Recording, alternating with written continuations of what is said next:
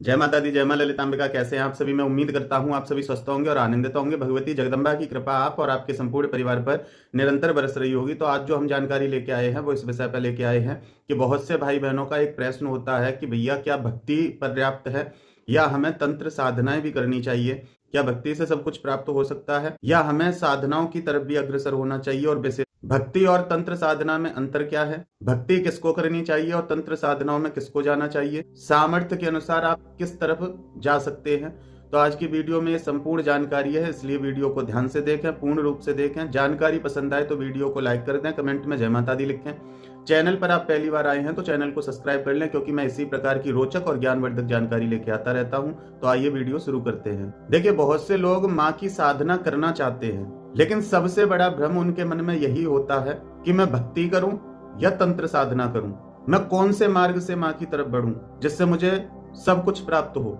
तो देखिए, ये सवाल अक्सर करके होता है, लेकिन असल में ये सवाल गलत है। सवाल ये नहीं होना चाहिए कि मैं तंत्र साधना में जाऊं या भक्ति करूं। सवाल ये होना चाहिए कि मेरी पात्रता क्या है। क्या मैं केवल भक्ति के लिए बना हूं या मैं तंत्र साधनाओं में जा सकता हूं? सवाल ये होना चाहिए। तो सबसे पहले जानते हैं कि भक्ति क्या है और भक्ति करना किसके लिए ठीक है। भक्ति का अर्थ होता है प्रेम, विश्वास और समर्पण, सच्चा समर्पण। जब कोई व्यक्ति माँ को माँ मानकर पूजा करता है, चाहे वो उनसे कुछ मांगता है या उनसे बिना किसी स्वार्थ के उनकी पूजा करता है, उन्हें याद करता है, वही भक्ति है।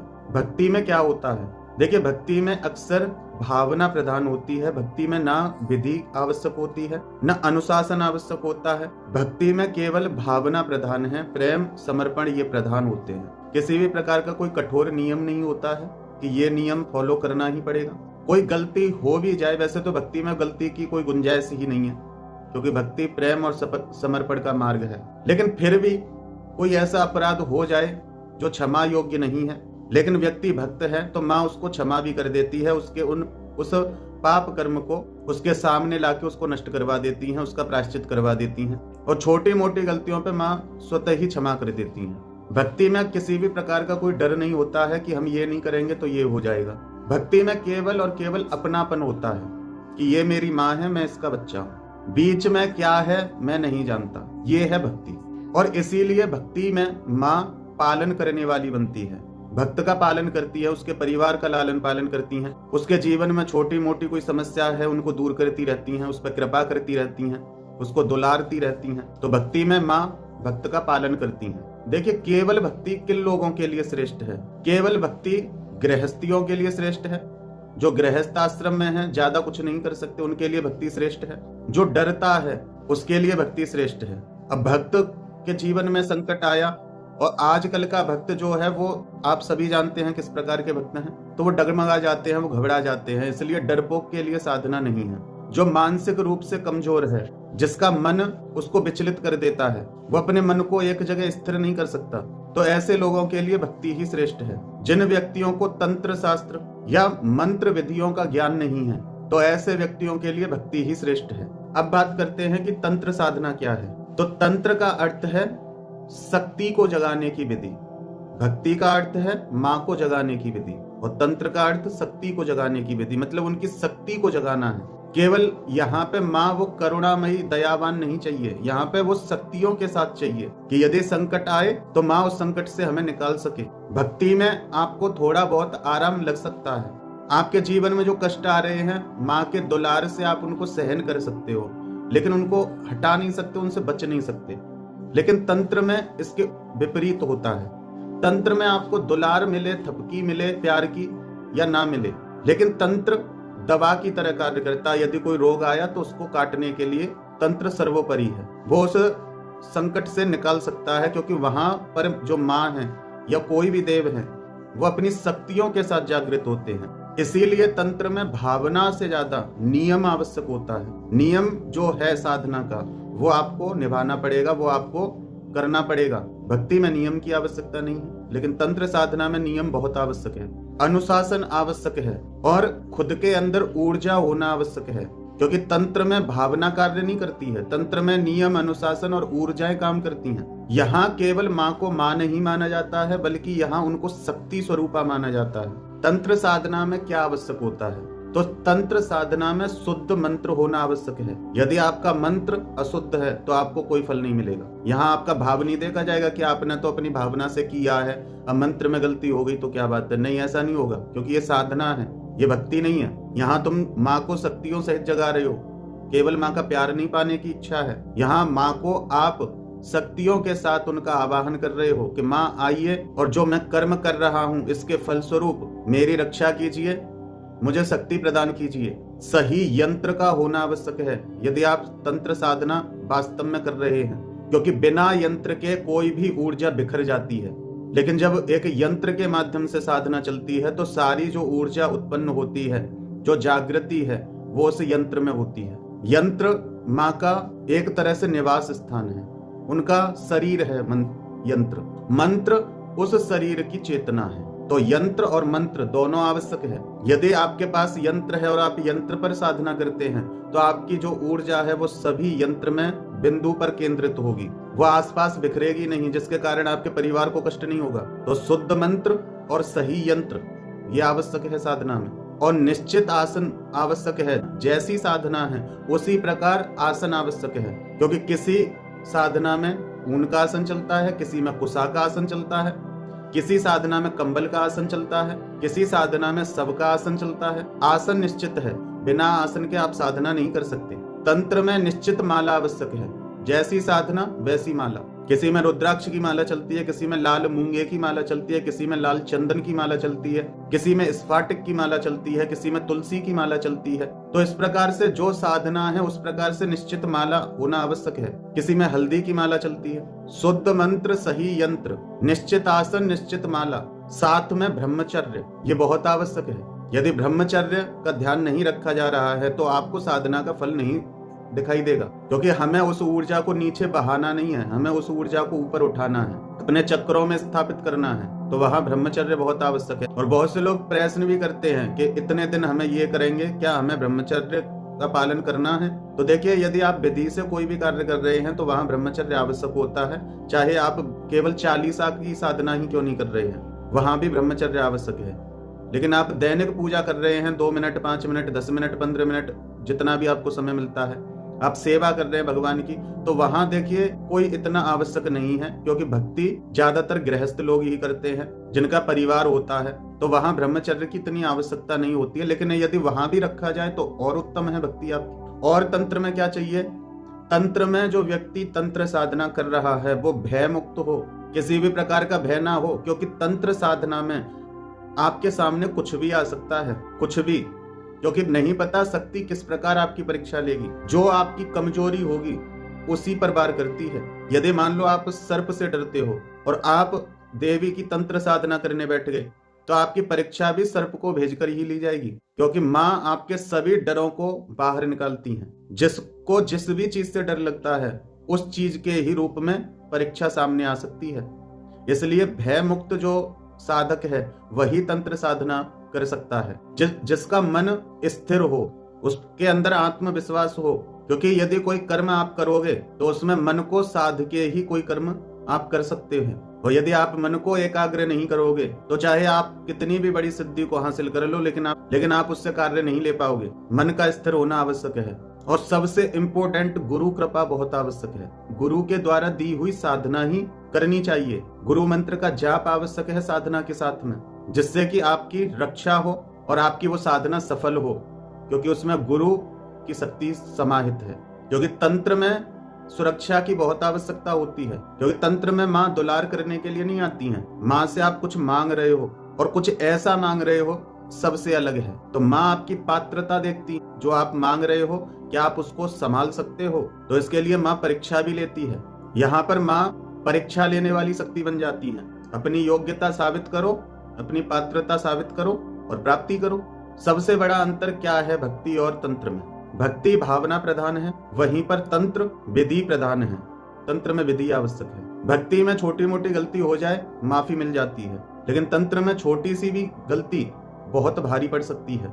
ज्यादा समय नहीं दे सकता, किसी विधि को फॉलो नहीं कर सकता, तो वो भक्ति मार्ग से चले।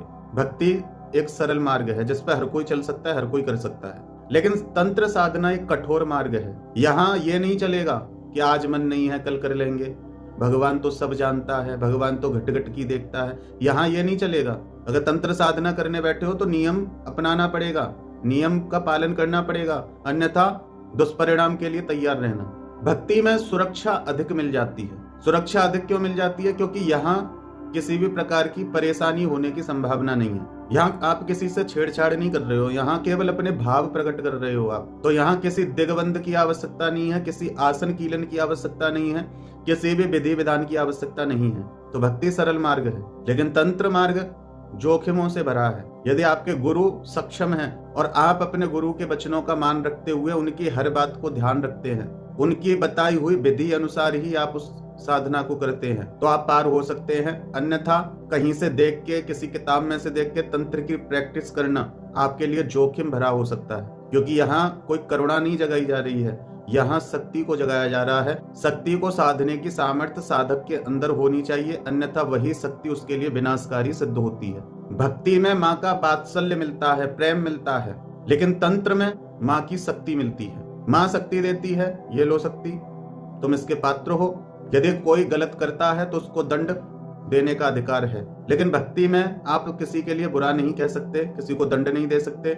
आप माँ से भी बस प्रार्थना ही कर सकते हैं कि माँ मेरे जीवन में कष्ट है। तो देखिए, ये भक्ति और तंत्र में अंतर है। यदि कोई कहे कि भक्ति और तंत्र में कोई अंतर नहीं है तो ये गलत है, अंतर तो बहुत है। अब ये भक्त को देखना चाहिए कि वो केवल और केवल शांति और प्रेम चाहता है या उसे जीवन में कुछ प्राप्त करना है।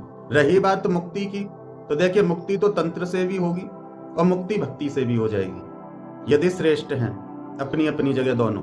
बाकी का कुछ लोग ऐसे हैं जो ठीक है, जितना है ठीक है, हमें इससे ज्यादा कुछ नहीं चाहिए, बढ़िया है, जैसी भी गाड़ी चल रही है वो ठीक है, तो वो लोग भक्ति की तरफ जा सकते हैं। कोई कुछ कर देता है या किसी भी प्रकार से उनकी इच्छा है कि मुझे जन कल्याण करना है, मुझे लोगों की मदद करनी है, या कुछ भी उनको प्राप्त करने की जो इच्छा है, वो तंत्र शास्त्र की तरफ बढ़ सकते हैं, वो तंत्र साधनाओं की तरफ बढ़ सकते हैं।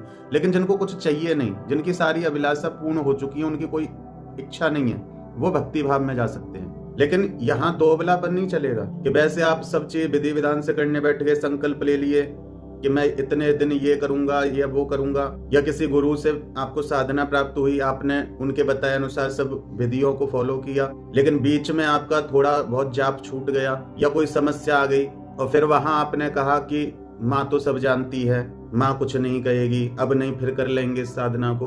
तंत्र में ये चीजें नहीं चल सकती। यदि आपने कोई क्रिया को उठाया है तो उसको पूर्ण करना पड़ेगा, अन्यथा दुष्परिणाम भोगने पड़ेंगे। लेकिन भक्ति में दुष्परिणाम की चिंता नहीं होती है, क्योंकि भक्त भाव से चलता है। उसका आज भाव है पूजा करने का, उसने कर ली। कल उसका भाव है कि नहीं मैं तो बस केवल पाठ करूंगा, तो उसने पाठ कर लिया। वहां विधि नहीं, वहां भाव प्रधान है। अब जो तंत्र में बिना तैयारी के जाते हैं, उन्हें कुछ पता नहीं होता तंत्र के विषय में, तो ऐसे लोग डर से ग्रसित हो जाते हैं, बाधाओं से ग्रसित हो जाते हैं। उन्हें लगता है कोई बाधा जुड़ गई मेरे साथ, इल्यूजन होने लगते हैं, भ्रम पैदा होते हैं, परेशानियों को झेलते हैं, और उनके साथ साथ उनके परिवार वालों को भी समस्याएं शुरू हो जाती हैं, क्योंकि शक्ति जागृत हो रही है। और जब शक्ति जागृत होती है तो जो भी आसपास की शक्ति है, चाहे घर की, चाहे लोगों की, चाहे कुल की, वो सभी के अंदर कंपन पैदा होता है। तो इसलिए तंत्र साधना में यदि आप जाना चाहते हैं तो देखिए, मैं एक भाई की तरह आपको समझा रहा हूं कि किसी सही गुरु के मार्गदर्शन में नियमों को ध्यान में रख के शुद्ध मंत्र और सही यंत्र के साथ ही साधना प्रारंभ करें, अन्यथा आपको दुष्परिणाम भोगने पड़ेंगे। लेकिन यदि आप तंत्र साधना अपने गुरु आदेश अनुसार करते हैं सही विधि से, तो आप सब कुछ प्राप्त कर सकते हैं। तंत्र से सब कुछ प्राप्त किया जा सकता है, अंत में मोक्ष तक प्राप्त किया जा सकता है। तंत्र कोई बुरी चीज नहीं है, ये मैं शुरू से ही आप लोगों से कहता आया हूँ। देखिए, ज्यादा विस्तार से तो मैं नहीं बता सकता, लेकिन केवल मैं इतना कह सकता हूँ कि तंत्र में शरीर का कुछ होता नहीं है, शरीर से मोह छोड़ना पड़ता है, क्योंकि यहाँ सब कुछ ऊर्जाओं पर आधारित है। अपनी ऊर्जा से सामने वाली ऊर्जा को संभालना, मेरी दृष्टि में ये तंत्र है। यहाँ शरीर का कोई रोल नहीं है कि आज हम बीमार हैं तो आज हम नहीं करेंगे, यहाँ कोई रोल नहीं है। आप अंदर से स्वस्थ होने चाहिए, चाहे शरीर कितना भी बीमार हो, क्योंकि तंत्र नियमों से चलता है। अब बात करते हैं कि लोग तंत्र से डरते क्यों हैं। तो तंत्र से वही लोग डरते हैं जो बिना गुरु के तंत्र साधनाओं में उतरते हैं, जिनको कुछ जानकारी नहीं है, कुछ समझ नहीं है, बस अपनी इच्छा से तंत्र में वो जाना चाहते हैं। कहीं से थोड़ी बहुत जानकारी लेके, किसी तंत्र की किताब को पढ़ के, या अपने आसपास कोई थोड़ा बहुत जानता है उससे सलाह लेके जब इस प्रकार तंत्र में उतरते हैं तो ये खतरनाक साबित हो सकता है। यहाँ आप ये उम्मीद नहीं लगा सकते कि वो तो मेरी माँ है, वो तो सब जानती है कि मैं उसका बच्चा हूँ, मैं नहीं जानता माँ विधि। तो माँ कहती है जब नहीं जानता तो भक्ति करता, मुझे माँ की तरह जागृत करता तो मैं तेरे ऊपर प्रेम लुटाती। तू शक्तियों के साथ क्यों जागृत कर रहा है जब तू नहीं जानता? कारण क्या है मुझे शक्तियों के साथ जगाने का? तो यहाँ माँ शक्ति के रूप में जागृत है तंत्र में।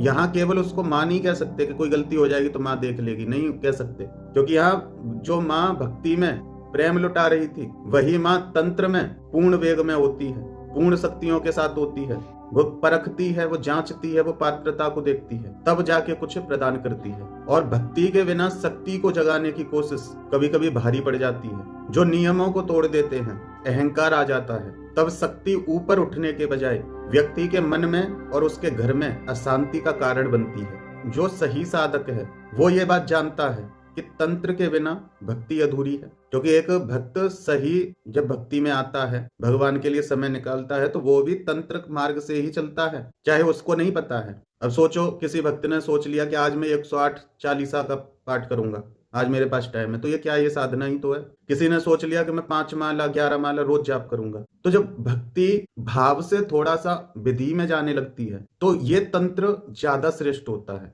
और श्रेष्ठ साधक वही होता है जो हृदय से तो भक्त हो लेकिन साधना के समय अनुशासन भी रखे। और यही देवी साधना का सही मार्ग है। यदि साधक भक्त है और भक्ति के साथ वो साधनाएं भी करता है तो ये बहुत श्रेष्ठ है। वो करुणामयी माँ आएगी लेकिन शक्तियों सहित। और जो तंत्र के साथ भक्ति करता है उसके पास शक्ति भी आएगी लेकिन साथ में धैर्य और प्रेम भी आएगा। केवल जो भक्ति करता है वो ये विचार नहीं कर सकता है कि कोई शक्ति आएगी तो मेरी रक्षा कर देगी। और जो केवल तंत्र करता है वो ये विचार नहीं कर सकता है कि ये मेरी माँ है। वो केवल विधियों पे ध्यान देता है। इसलिए भक्ति और तंत्र दोनों आवश्यक हैं, एक दूसरे के पूरक समझ लो इसको, यदि सही मार्ग पे चलना है।